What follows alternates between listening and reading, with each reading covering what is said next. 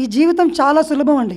నిజంగా చాలా సులభం. ఎంత సులభం అంటే ఒక ఆటలాగా, చిన్నపిల్లల గేమ్ లాగా ఒకే ఒక్క సూత్రం పఠిస్తే చాలు. నేను కూడా ఒకప్పుడు ఇవాళ సొసైటీ ఎదుర్కొంటున్న అన్ని సమస్యలు నా లైఫ్ లోకి వచ్చినాయి. ఒకటి కాదు, రెండు కాదు, వందల సమస్యలు అన్ని వచ్చినాయి. అగ్రికల్చర్ బ్యాక్గ్రౌండ్ నాది. చిన్నప్పుడు మా నాన్న చనిపోయిండు. ఆస్తులు ఓన్లీ భూమి, ఏమి చేసుకోలేం దాన్ని, ఎందుకంటే పంట సరిగ్గా పండదు. గవర్నమెంట్ స్కూళ్ళల్లో స్కూలింగ్స్ చదువుకో అని చెప్పే వాళ్ళు లేరు. పల్లెటూర్లలో ఇంగ్లీష్ రాదు.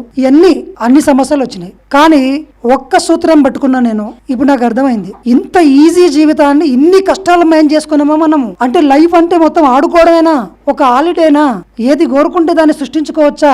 దానికి మనం చేయాల్సింది కష్టపడడం కాదు, విశ్రాంతి తీసుకోవడం అని తెలుసుకున్నాను నేను. ఇంకా అందరూ ఏం చెప్తారు, అంత సాధించాలంటే ఏం చేయాలో చాలా కష్టపడాలంటారు కదా.